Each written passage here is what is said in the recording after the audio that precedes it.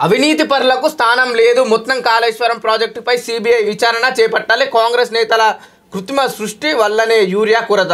ఒకవైపు బీజేపీ వాళ్ళేమో కాంగ్రెస్ వాళ్ళపై యూరియా విషయం, వీళ్ళేమంటున్నారు, కాంగ్రెస్ ఉన్న పార్టీ డైరెక్ట్ కేంద్రం నుంచి వస్తలేదు, మేమేం చేస్తాం, మేము రైతులకు వంచమని చెప్పేసి కాంగ్రెస్ వాళ్ళు అంటారు. మరోవైపు ఇటు ఆ రాష్ట్రంలో ఉన్న మంత్రులు మాత్రం రైతులే తప్పంటున్నారు. నిజంగా యూరియా ఎక్కడి నుంచి వస్తలేదు, ఎందుకు రైతులకు అందుతలేదు అని చెప్పేసి కూడా పూర్తి స్థాయిలో ఇటు బీజేపీకి సంబంధించిన నాయకులు కావచ్చు, కాంగ్రెస్ పార్టీకి సంబంధించిన నాయకులు కావచ్చు, ఎవరు కూడా డైరెక్ట్ ప్రజల దగ్గరికి వెళ్ళి మాట్లాడే పరిస్థితి కూడా వీళ్ళు నెలకొల్పుతలేరు. ఎందుకు, వీళ్ళు ఓట్లప్పుడు వెళ్తారు, రైతులకు సమస్యలు వచ్చినా ఇంకేదో వచ్చినా సరే ప్రజలకు వెళ్ళరు అని చెప్పేసి కూడా మనకు ఈ వార్తలు చూస్తే స్పష్టంగా కనిపిస్తుంది.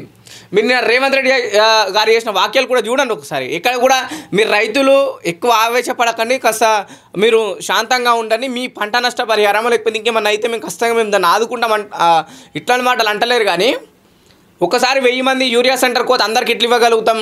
మొదట టోకెన్ నెంబర్ ఒక్కటి ఉంటుంది, 999 టోకెన్ నెంబర్ ఒక్కటి ఉంటుంది కదా, సో అందరికీ దొరుకుతుంది, ఇంకా ముందని చెప్పి